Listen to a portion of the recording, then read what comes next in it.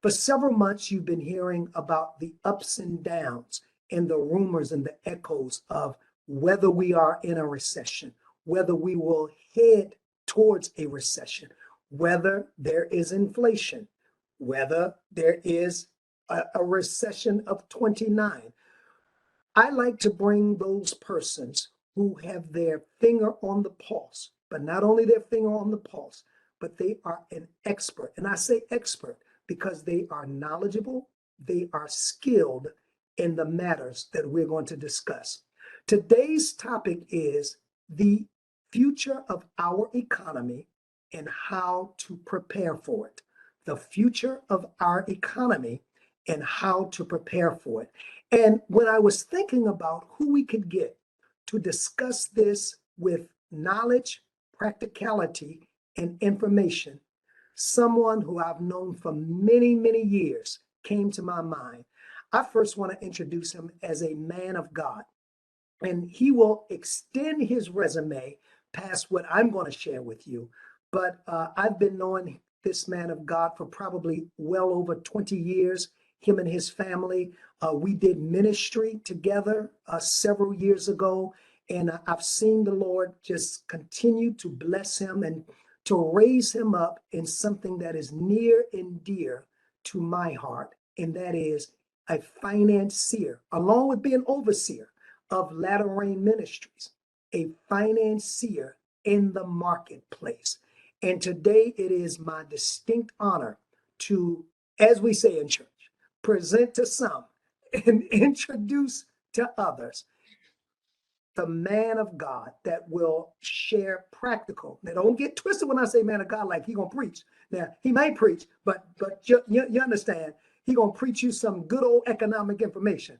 But I know him as a man of God and a family man, a father, a loving husband.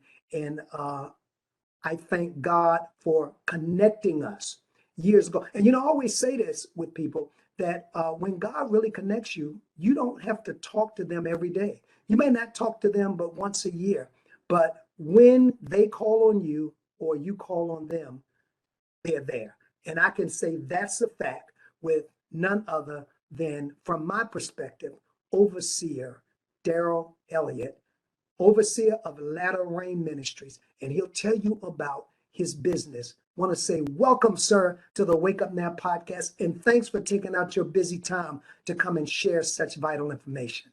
Thank you so much. I'm so glad to be on with you. You know you're my brother, and you know how much I love you. And I'm just glad to share with the audience today.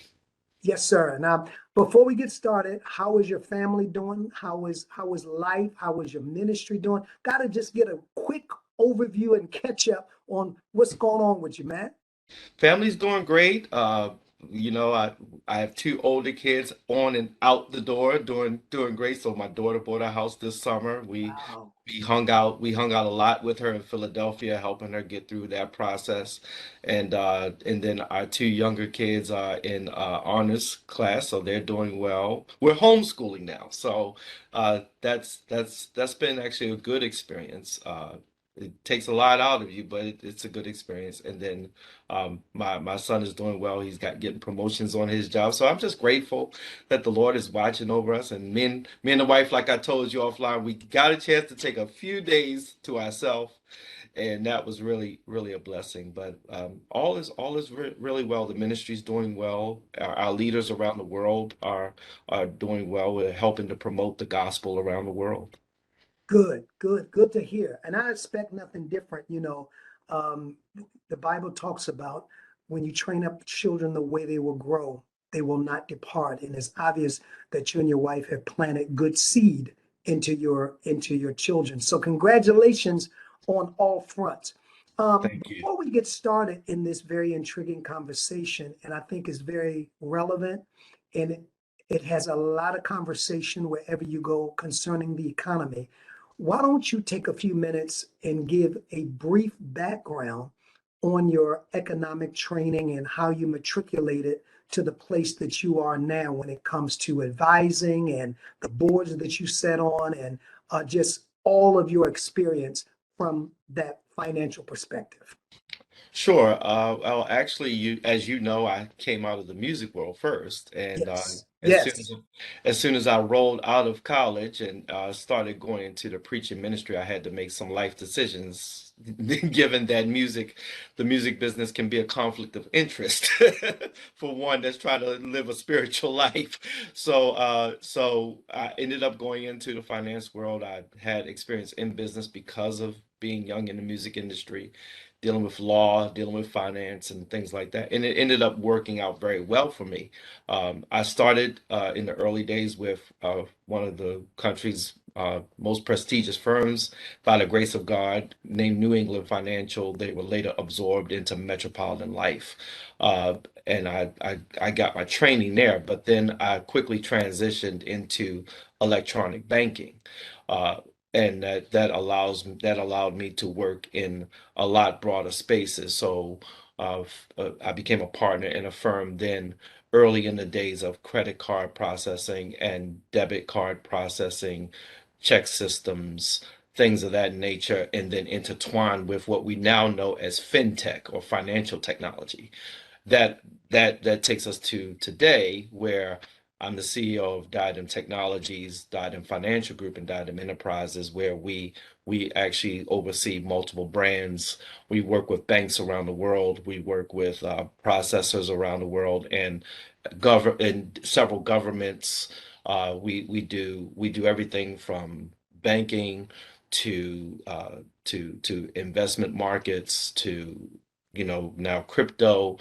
It intertwines everything from the actual financial part to the technology part, and that's something that I've been blessed to do now for our company's been around for over 25 years now, so I'm really thankful for that. And I just want you to know I did not omit the fact or forget the fact that you are very talented and skilled musician and maestro.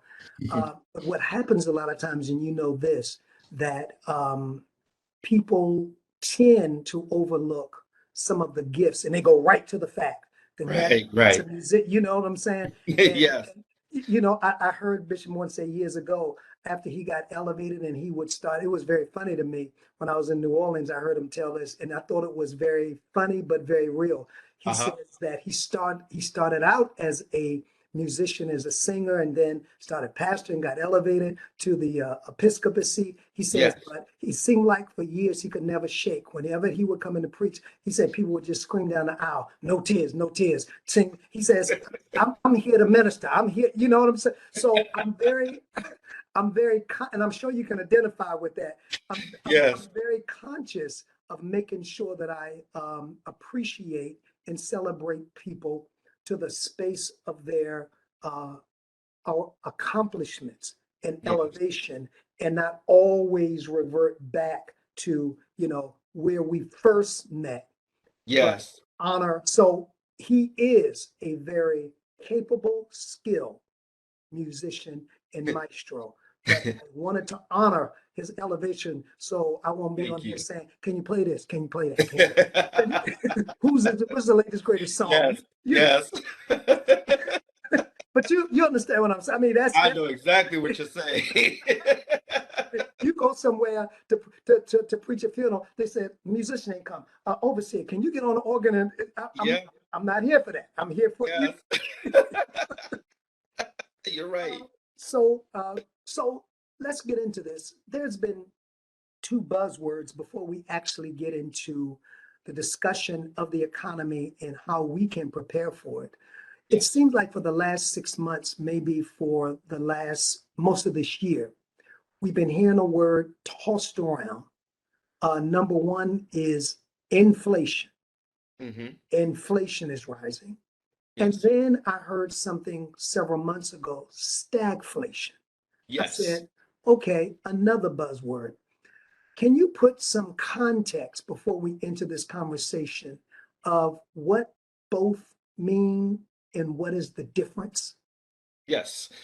Well, most of us are familiar with inflation, and inflation is when basically prices rise. So the cost of living, and cost of living is usually qualified as your basic daily goods, which we have talked a lot about groceries lately, things like gas, energy, also rent, and things like that. So inflation is when all the costs of your essential needs and goods start to rise, putting pressure on the individual consumer.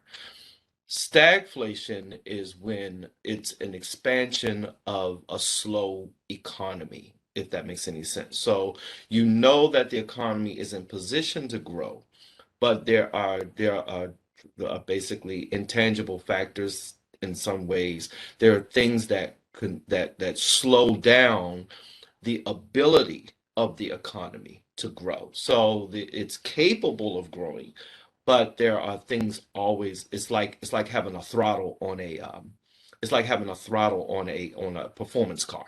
You know the car can go, 180 miles an hour, but you just cannot seem to get into overdrive. So stagflation is when that when it constantly drags out and you have a lot of expectation, but it's it's constantly something that's stopping it from thriving. So which, if there is a and or which is it better positioned financially? Having said that, inflation or stagflation or neither? Well, neither are good in the larger sense. If and it and those are very subjective to where you sit financially. Okay. So for instance, inflation is good for the one that sells the goods because they will increase profits. That's the latest complaint by President Biden right now. He's complaining Okay. that oil companies have been bringing in record profits and they've been profiting off of global turmoil. Same thing when you look at food producers. They're making more money in this inflated economy. So, because they're in that position, they benefit. Landlords are benefiting from rising rents. I know places where rents have doubled, and the home values. I always look at the tax. I always look at the home values and the comps, and the home value has not increased, but the rent or the cost of the house has doubled. So, if you are a seller, you can greatly benefit from inflation. If you're a consumer, you're the one that hurts the most. That's why there's a political race to the middle class in certain regards, because that's the constituency people are trying to air a grievance to gain support because they are the ones that hurt the most. So always remember the people who hurt the most tend to be the middle class because they tend to have to pay full price for everything. Now you said something, and this wasn't in our script, but I think it pins a very interesting point because I was having a conversation with a friend the other day, and we were talking about the exorbitant amount, especially in New York and Mhm. Los Angeles, of rent. Explain to me, I get, and maybe some of our listeners are thinking the same way I'm thinking. I get the cost of housing raised Mhm. because that's connected to interest rates and the feds, what we'll get to in a minute. Yes. But why is rent raising? Is it so? My theory was, and you correct me, please, was Mhm. that maybe they were trying to recapture some of the money that they could not during COVID. They could not evict, they could not raise rates during COVID. They lost a lot of money through people abandoning their apartments. I don't know. This was just my educated guess. Why are Mhm. rents going up so astronomical? Well, this has been over 10 years in the making Okay. because when we had the crash in '07, '08, a lot of, that's when the housing market collapsed. Banks ended up, going through a restructuring. A lot of people could not get a home. They could not get a mortgage. So what happened is that a lot of people doubled up. Like you have a whole generation that stayed with their parents. Right, And right. and then you had a lot of people, especially single people, who just got roommates. That increased a lot of the inventory in the market. What happened is that landlords basically saw post-COVID as an opportunity to, like you say, start to get the money back. So when the generation started to come of age, they're now home buyers. Like I just told you, my daughter is a prime example. They're in Yes, their mid-20s. They're now on their career path. They are the new buyers and new renters. So what they did post COVID was decided to, okay, since inventories really backed up during COVID, houses were, could not be shown, right? They couldn't right, show right, houses, they couldn't sell houses.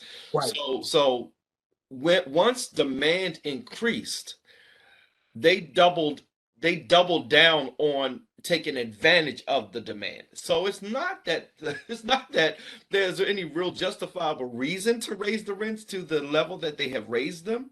It's merely an opportunity that has been seized upon by those who are the owners of property, that they Excuse me. can now, that basically they have pushed the market. And there's one other thing that's really important for us to understand. There are large companies that have entered into the market to basically overpay for properties. That's another thing we need to look at, that they have decided to come in the market and overpay for properties because these are publicly traded companies. A lot of people don't know that, for example, Zillow is also a company that owns properties in the background through other interests. So these conglomerates have entered in and they have disrupted the market to a degree that it has really put pressure on the everyday consumer. They can't even compete for a house. You would look at a house, it would go up, and within a day, it has a pending sticker on it that someone has already put a bid on it. There are large companies now that are out there trying to soak up properties and I said this to my wife. I said, I think they're trying to make renters of us all. That's what I told her. I think that because they have the capital that, but here's the problem. Even those companies are now starting to see some pressure.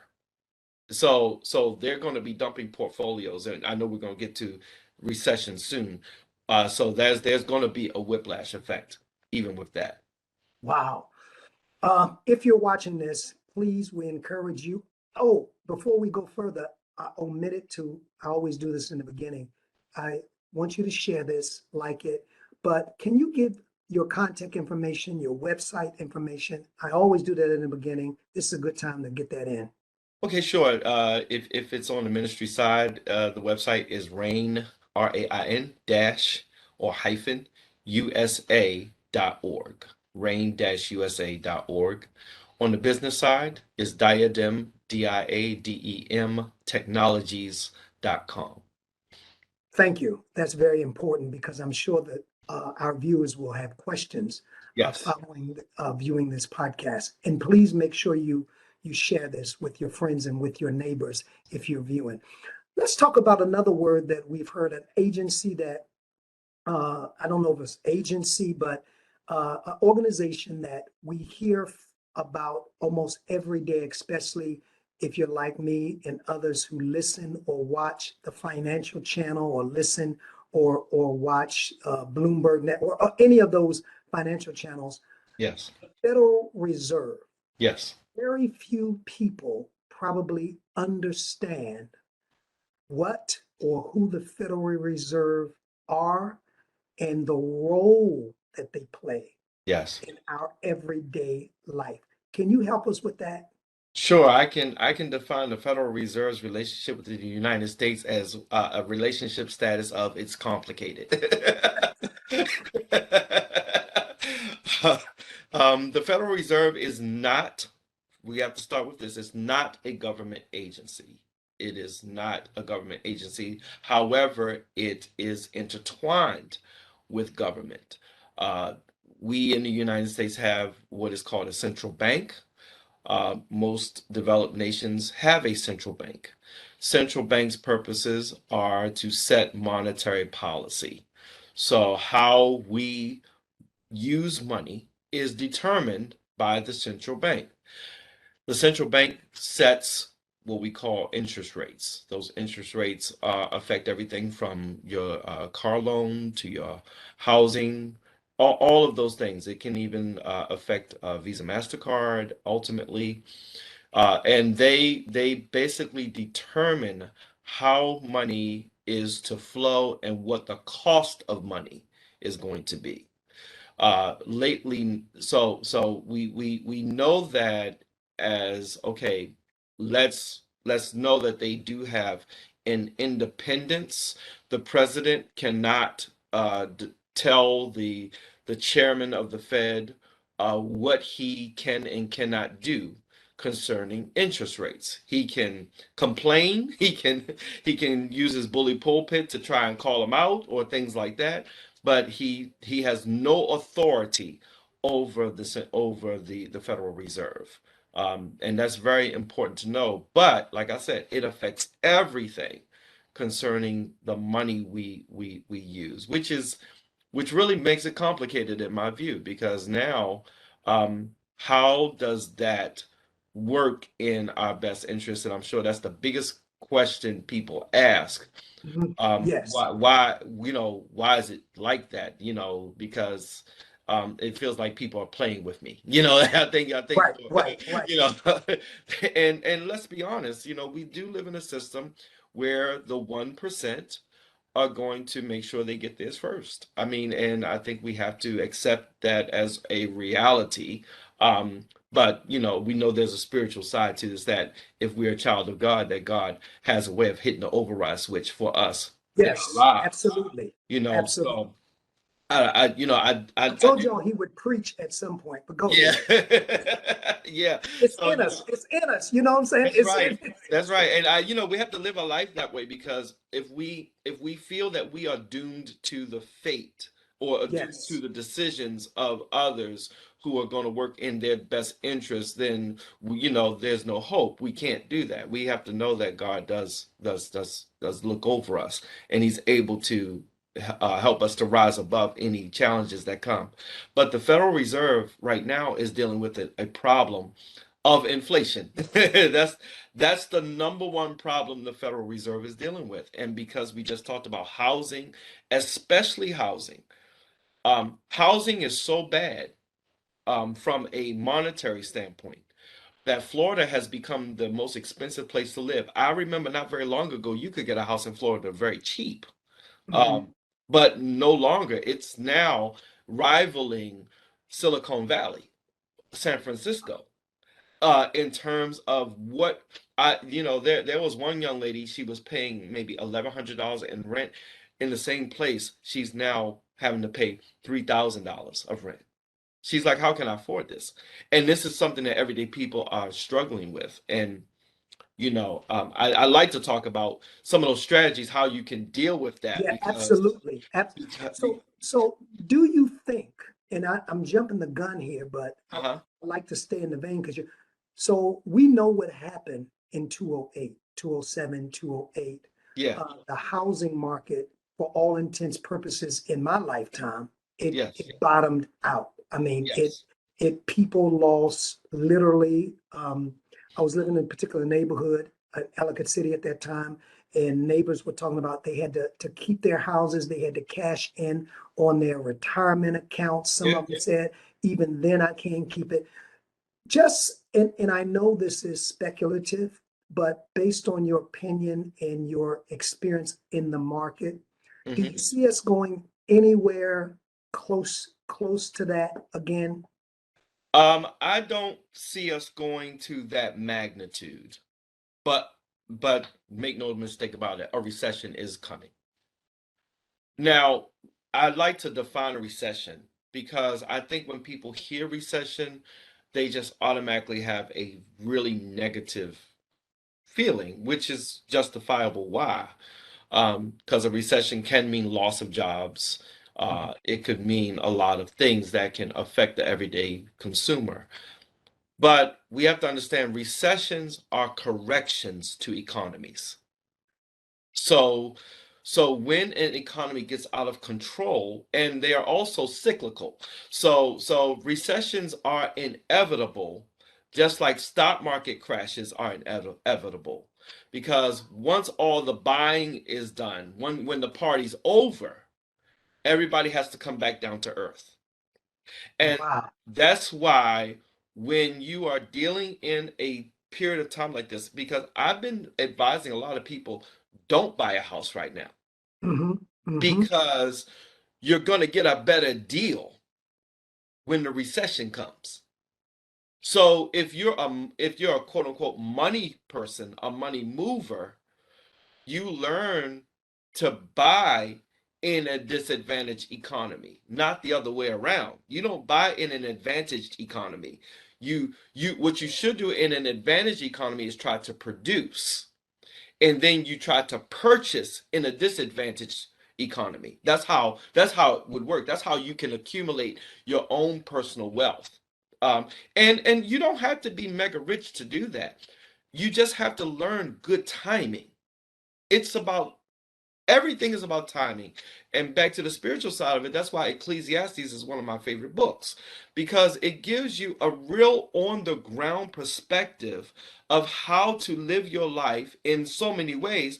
But from a financial perspective, he tells you that you have to, we heard it, it's a time and a season for everything. Yes. And many Yes. times you have to learn that if you're going to prosper, when everybody is zigging, you're supposed to be zagging. Yeah. So so while when a recession comes, that's when people pull back spending. But when you're wealthy, that's when you increase spending because things are cheaper. Wealthy people do not buy at the highest price. That's a number one rule. You always get the discount. And if people just hold on a little longer, because a statistic just came out the other day, foreclosures are up by 18%. That number just came out a few days ago, I saw. So so it's coming. It's coming. You will be able to get that house cheaper. If you hold out long enough and understand the right time, and when it comes down to buying stocks, the market is actually starting to preclude this now because it's been dropping and dropping and dropping. Crypto is down some 60%. So Yeah. Mhm. so Bitcoin was at 68,000, it dropped down to 18,000. So there are places that you can take advantage of, but what I always implore your audience to do is do not buy at the highest levels of everything. So when everybody's getting excited and things like that, don't drink the Kool-Aid. You have to wait. You have to wait and let things come back down to earth where you can have a much more comfortable space and accumulate instead of shrinking.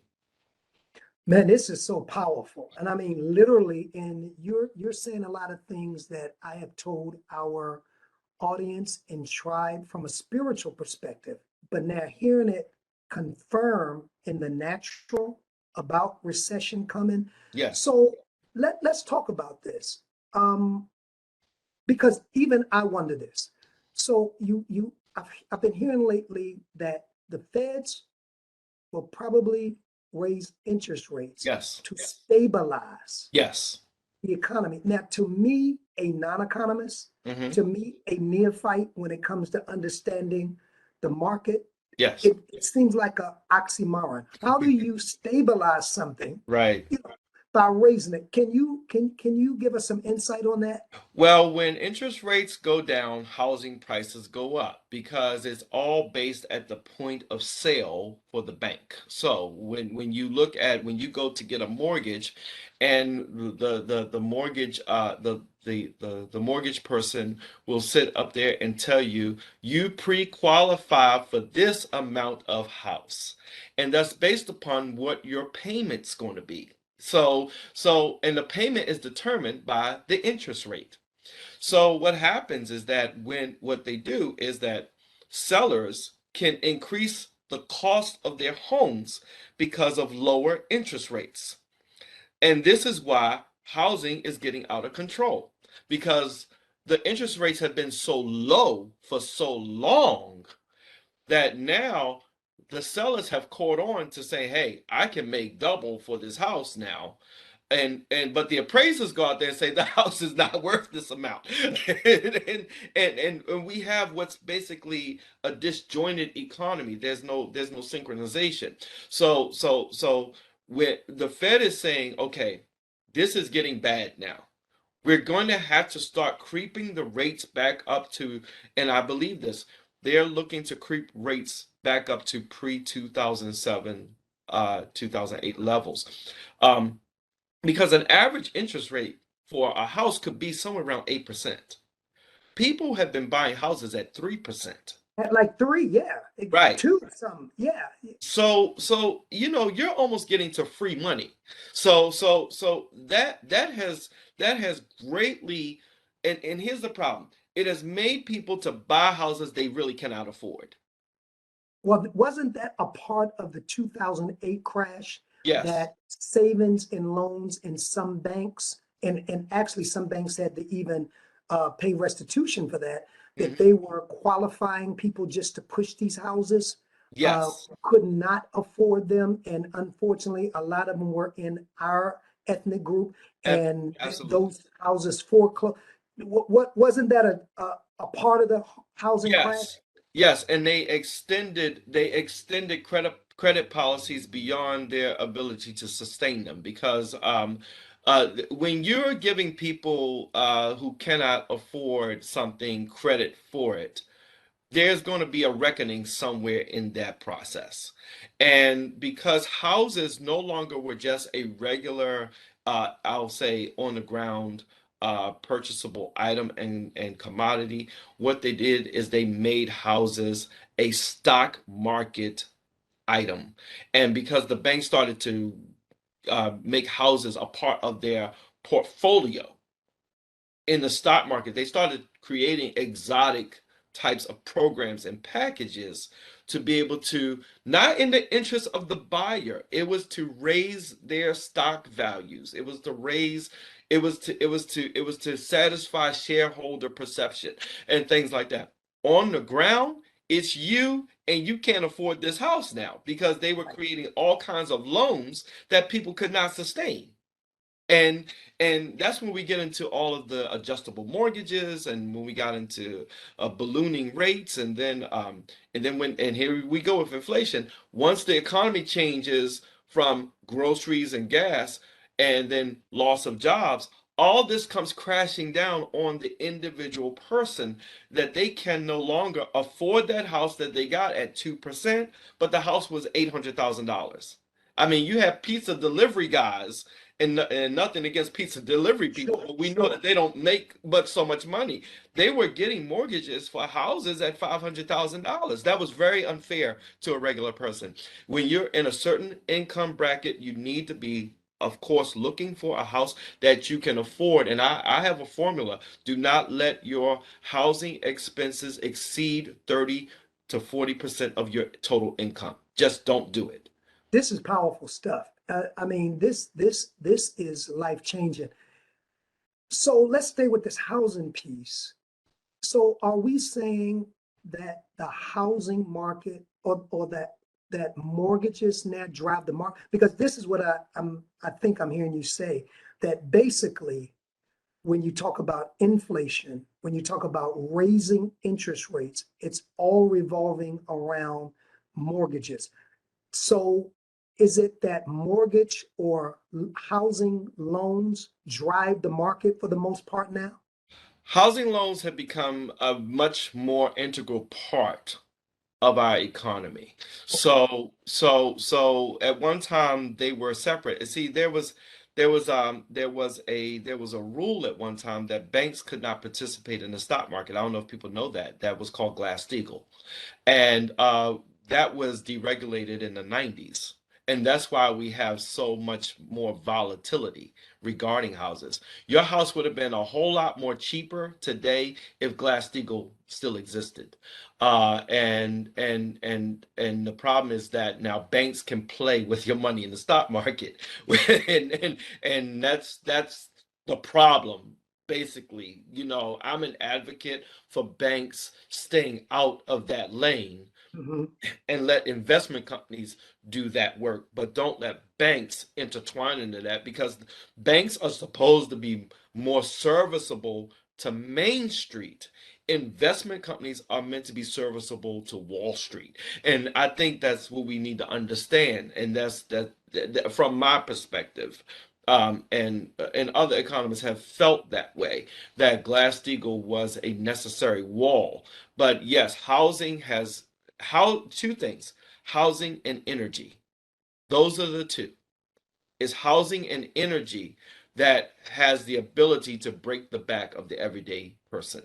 And because you're dealing with monetary policy centered around those two cornerstones, it's now affecting everyday people.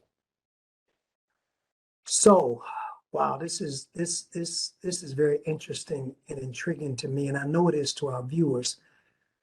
So we fielded a couple of well, before we get into a few questions that we fielded from our viewers, let me ask you this.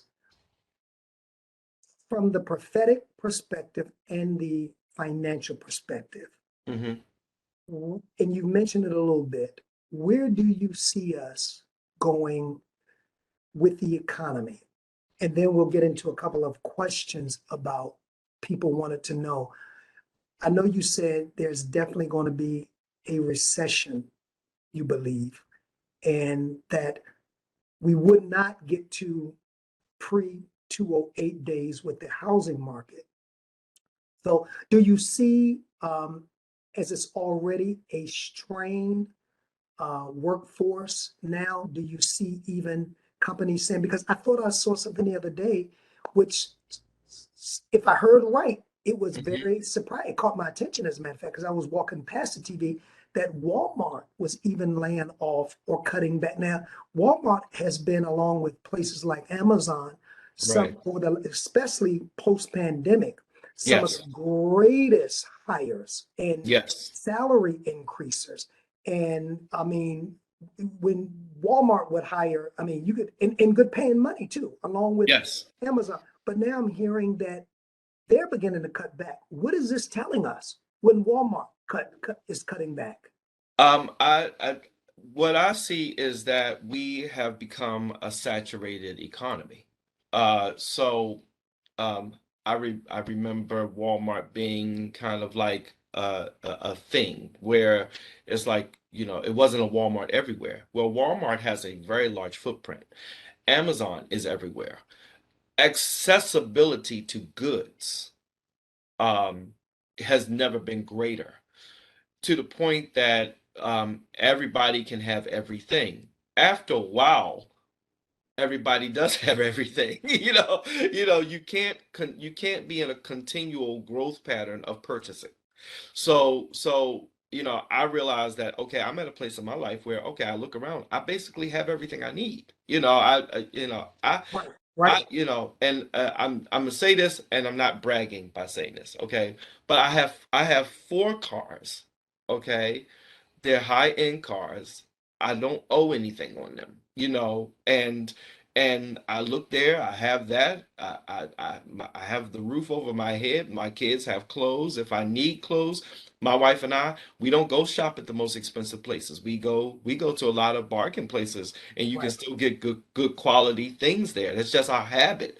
So what I'm saying is that before the actual recession comes, large companies start laying off because they're not going to lose money. They're going to shed expenses before they lose money.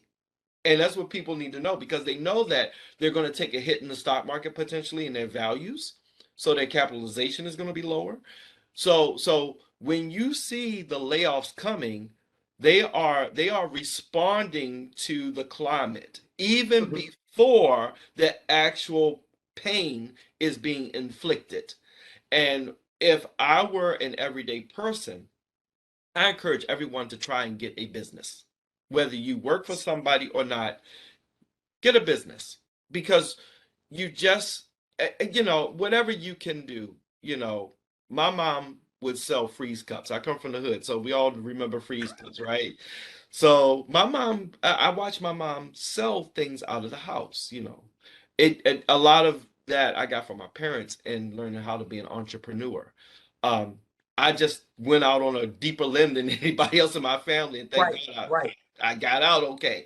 But that's the thing. I think everyone has to prepare themselves for some type of financial independence because um, I mean, I'm just ordering myself a credit card. This is going to sound funny, but I'm just ordering myself a credit card because I actually have no credit score. I am debt free. I've been debt free for years. I said I'm going to just order me a credit card and rent me a car with it and do whatever. Um, but I believed in being debt free because I had a business. So my major investment had to be my company. If I couldn't afford it, I just didn't buy it. Right. So that's an old mentality, but we've been taught how to live in debt, and we've been taught use other people's money. I believe God gives me my money, so Yes, yes, so I just lived that principle. It served me, it served me well. Um, yes, and I'm not against leveraging credit. If you're good at it, make sure you do it. Pay off things before 30 days, do whatever you need to do.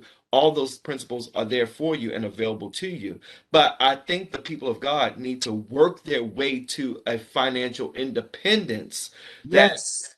if they're laid off, if this happens and if that happens, they have it's the Joseph principle, right? When Joseph saw the famine coming, he said, spend this time to be ready because That's when the right. famine comes, we can still prosper in the famine. And we can be what the Bible says about, I believe it was Isaac, he sowed in the time of famine. And In I the believe time. that we can be that people.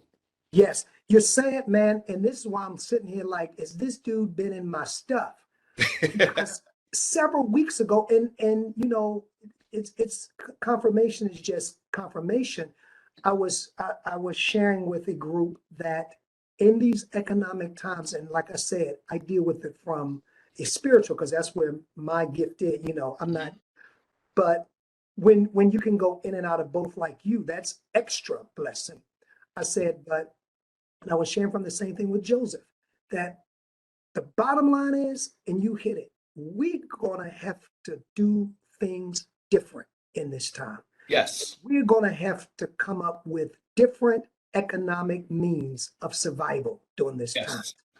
Yes. And you saying the very same thing, that in those who are viewing, who heard that lecture, they can concur that doing things the old way and dependent on a system is over. Because the systems, and you said it in 208, and you said it when you talked about recession, and I said that it's a recalibration of a system that Yes. it's kind of like, and I use this is the way I use it. And I told we gone now. We often that always use the example that when you want a brand new kitchen and you Hmm. want your kitchen remodeled, Yep. this is the way I've always looked at this economic piece that we're going through now Yep. and explained it in the spirit. I said, you don't put your new cabinets and your new sink on top of your old cabinet and Right. your old sink. You Right. must tolerate a period of discomfort or inconvenience Yes. while the contractors tear out your old cabinets, Yes. pull up your new sink, and then ship your new cabinet. Yes. I said, That's now that's in real. between there, this and it's so funny you saying this because I'm like, yes, That's in real. between there, it's like chaos. Yes. But it's that and I don't want to use this word because that's another word we'll talk about maybe it's this recalibration of taking out the old Yes. and bringing in the new. And Yes. when you flush all of this money, and maybe I can get your feedback on this, Hmm. into the economy over the last 2 years, and just print paper and print paper. Right.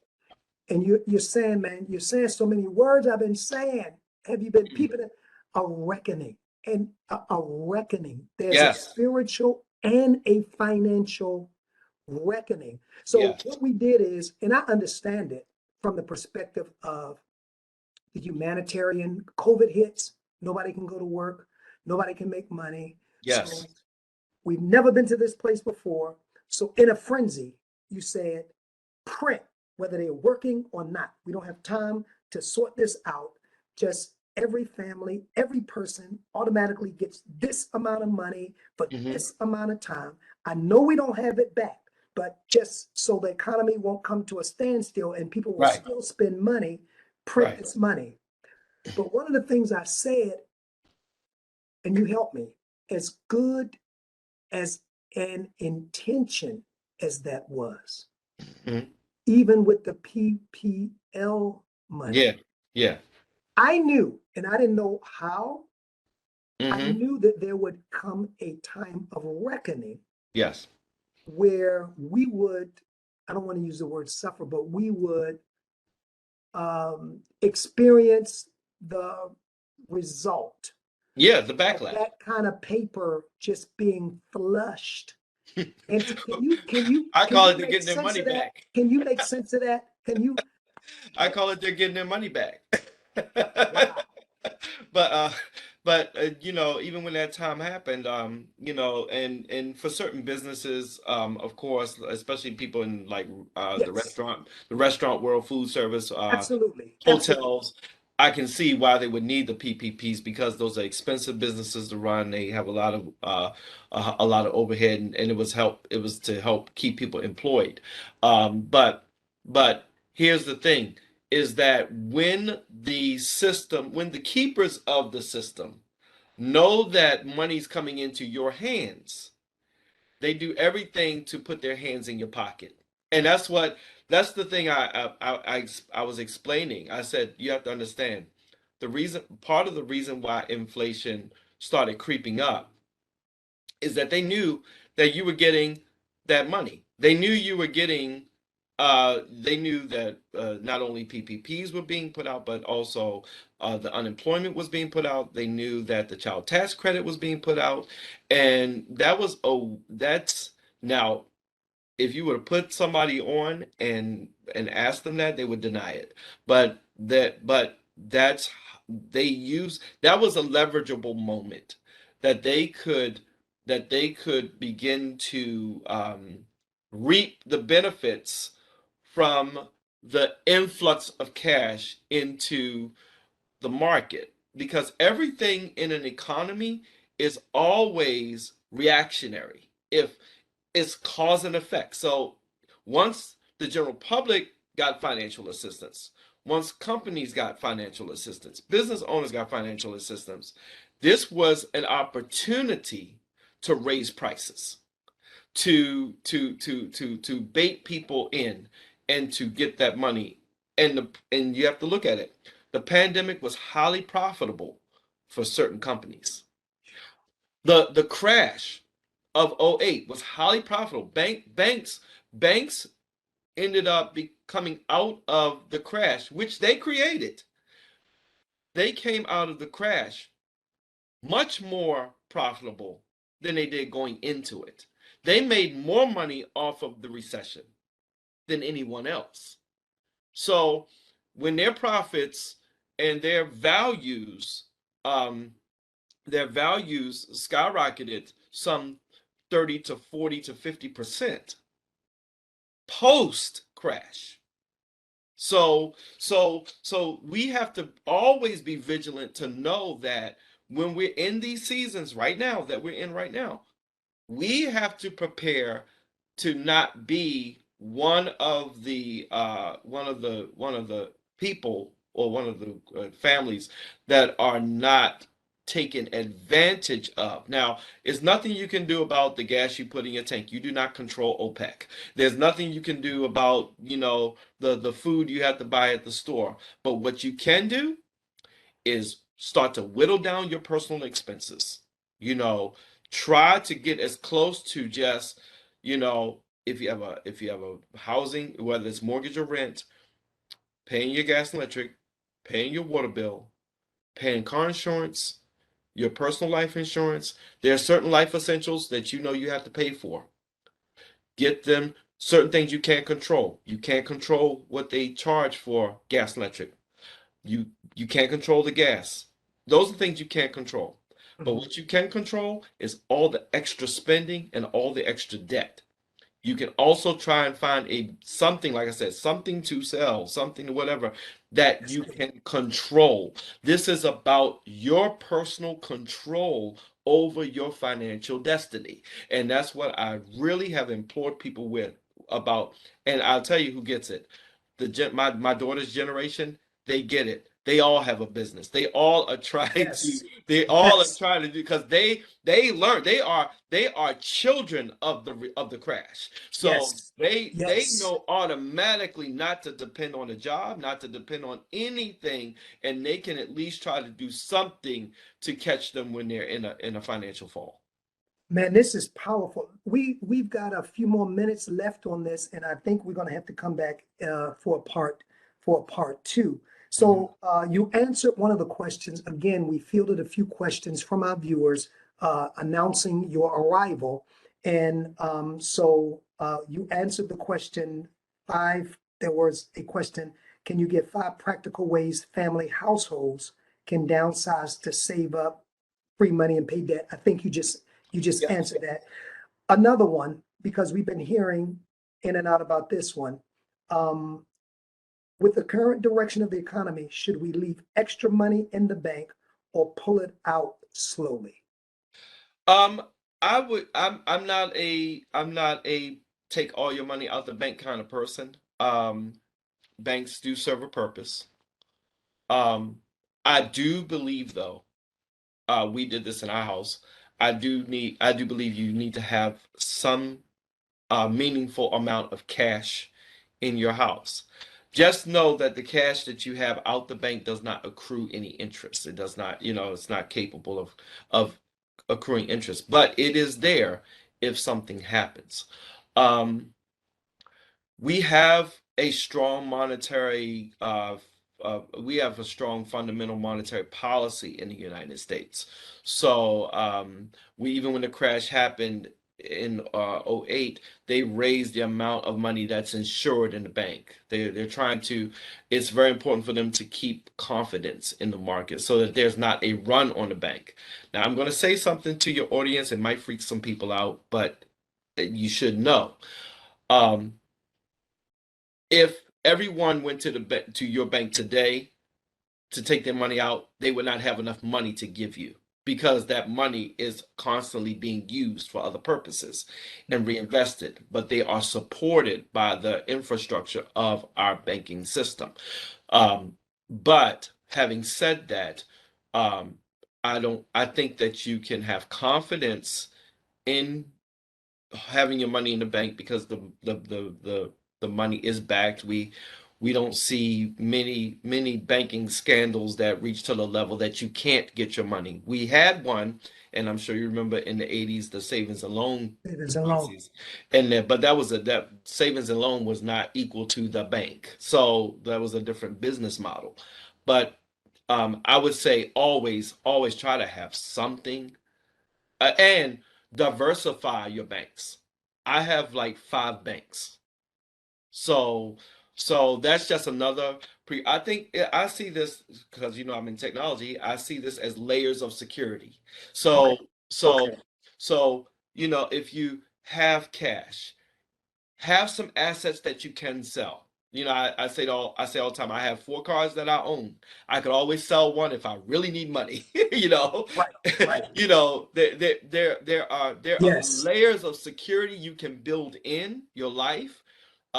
Different banks. And we can talk about investments whenever that comes up, but that you don't want to you just don't want to put yourself in a place where you are tethered to one single thing that could end up come crashing down. Phew, this is good. And our final one for this particular show is if you want to invest a small amount of money a month, for example, they give $75. Do you have a recommendation of one of the safest vehicles to do that? Okay, and I'll say this as a disclaimer. I was licensed as an investment advisor. I let go of those license out of my conflicts of interest. Sure. So I cannot give quote unquote financial advice and tell you where to put the money. But I can tell you this is that um, there's always a good time to invest. All times are good times to invest. It's what your question has to become, what is my investment strategy? Mm, So, so for instance, for me, I started a company from ground up. No investors, no partners. I didn't want either. So therefore, my company became my personal investment. Even though I know the stock market, I do well with the stock market. But to me, I saw no better company to invest in but my own. So whatever I received, I invested into that. Um, you have multiple engines now. What I can say is crypto is down. When something's down in the mm, investment world, that's a good time to put your money into it. mhm. So crypto is down. Certain companies are down. Do your research. Um, I will point people to a website when it comes down to the stock market. They should go to marketwatch.com. That gives you all of the information concerning the news.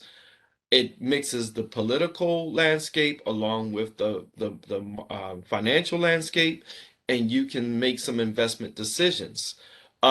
There are multiple opportunities right now. You can also find out what IPOs are coming up. And for people who don't understand the acronym, is companies that are new to the market. It's called initial public offering. So you can find out when it's scheduled to come up. Do you believe in that company? Is it a good investment? Because IPOs can make you a lot of money. Um, Small investing is everybody's business. I think, if whether you're investing in yourself, and that's the decision, that's the call you have to make. Am I going to invest in myself or am I going to invest in somebody else? And that's your choice that you have.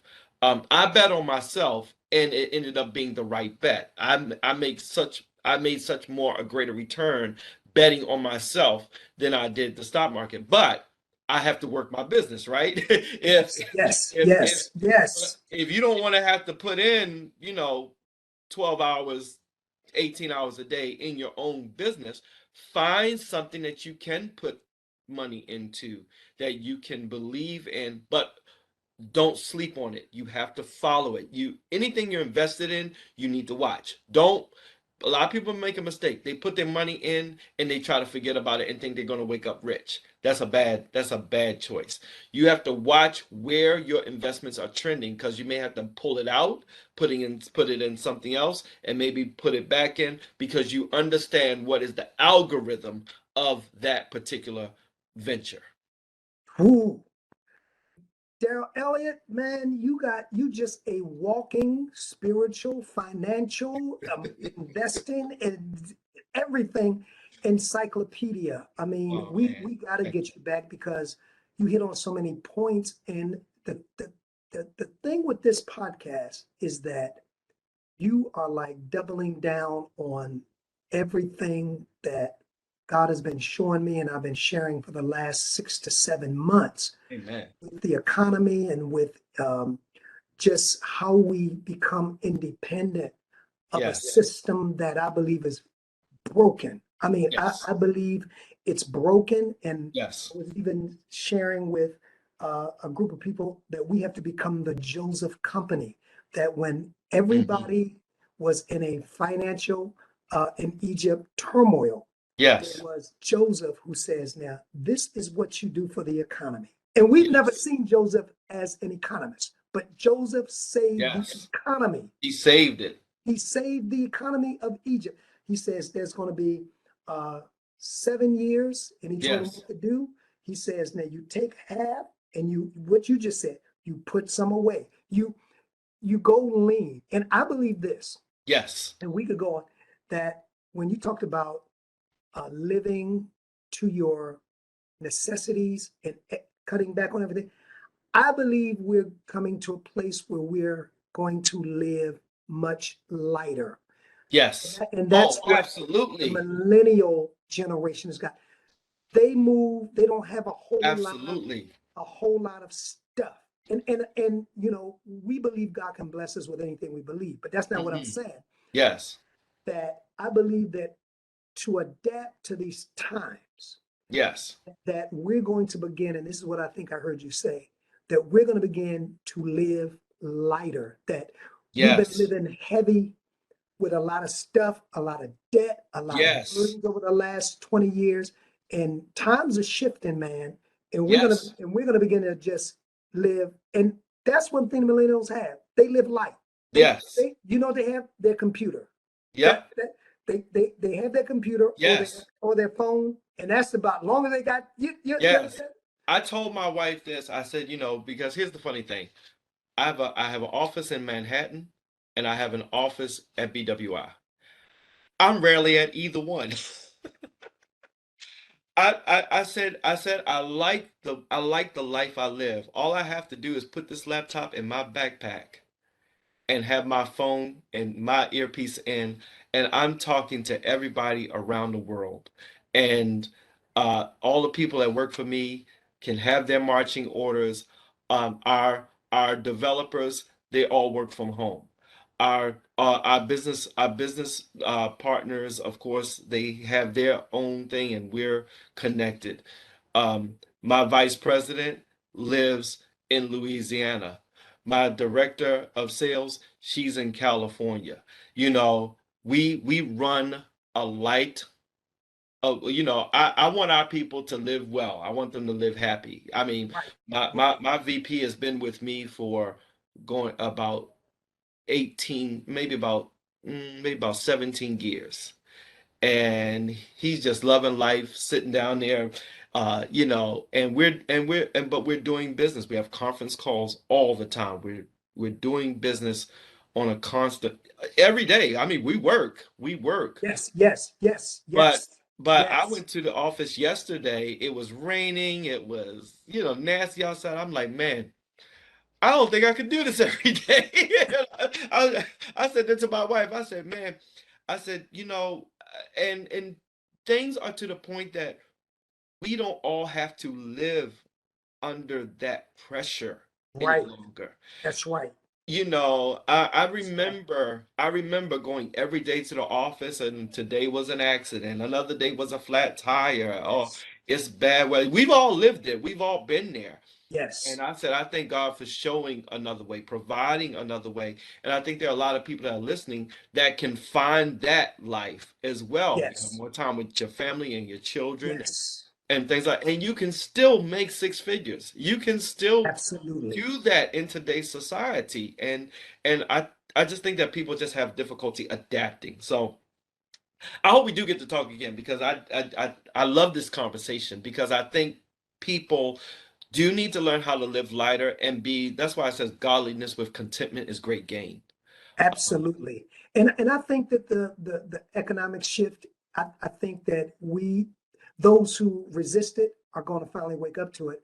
I can't keep holding on. What's more important, this stress, this anxiety, or health, peace, time with my family? And I think that, and I've always said, matter of fact, I was a guest on a podcast. I said, there's no mystery in getting people back into your company or to work. mhm. The key is to become more sensitive to their personal needs Thank you for and saying not, that. and not the fact, because and I know we're taking this podcast in another direction. That's why we got to come back.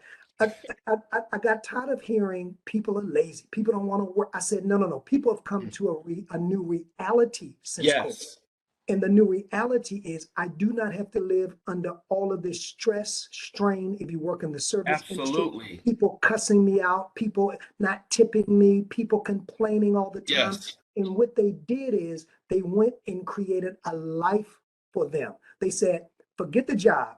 Yep. I'm going to create a life and I can still make Absolutely. money while creating. And I've been telling, it's no deep thing how to get people back. Care Hmm. about them as the individual first, Yes.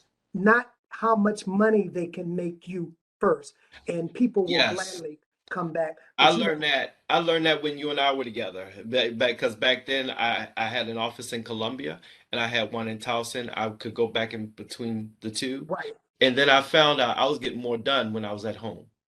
And see, and post COVID, we have had a surge of employment. More people have come wanting to work for our company. And it has been, I've heard it in the past 2 or 3 weeks. And it was, hey, I like working with you guys because you guys know how to treat people. That's been the answer. That's been that's it. that's been the constant that we've heard is that they like the way they're treated.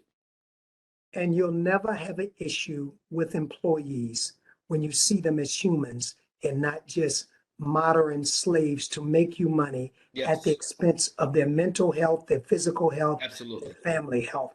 Well, listen, I got another meet. You know, we got to hook back up because there's certain things I want to touch with you. I want to touch with you. You mentioned Yes, starting businesses and you've started your business, and there are a lot of people who want to start businesses, but they just need the ABCs. Maybe we can talk about that. And we'll talk offline, but I want yes, to say your information was invaluable. If you're viewing, please check out his website. If you have further questions, please reach out to him. He is on, I believe you're still on social media. yes, yes. You can Follow him. reach me Can you give your social media? at Pastor Darryl Elliott. Say that one more time. Pastor Darryl Elliott is my page. Go ahead and follow him, support him. This is the kind of family that we need to throw all of our weight behind, all of our support behind, because we understand their integrity, but we understand they're for us. And that's what's important in this day and time. Man, I want to say thank you so much. I'm so excited about this. I Thank you. couldn't wait. I knew it was going to be everything that it was, but it was more than I was. I was excited about this. I was on a project, and when I I said, I hope he can reschedule. I said, I thought I was going to finish this project, but Mhm. I said Friday that we'd be able to do this. And you said, absolutely. And I've been excited and anticipating. And I know that those of you that are viewing it now, that you are going to play this over and over and share it. This is where we live. We're going to make arrangements to come back, man. Thank you again, and Definitely, blessings to definitely. you and your family. And I love you, brother. And Same thank to you you. for Love you too, all that man. you have sown into my life Yes. over the years. Like I Thank said, you for the same, man. when you're really connected, you don't need to really talk to people every day. But my saying is, if you need them, they're there. Whether you've talked in 5 years, 2 months, 3 days, if you need them, Yes. and you've proven that. So I want to say thank you, brother. Thank Looking you, forward man. to Thank you for further having me. conversations. And y'all don't forget to follow this brother. Good stuff. And you got to agree. And it's only going to enrich your life. We'll be talking soon. God bless you, brother. Thank you. God bless you. Thank you.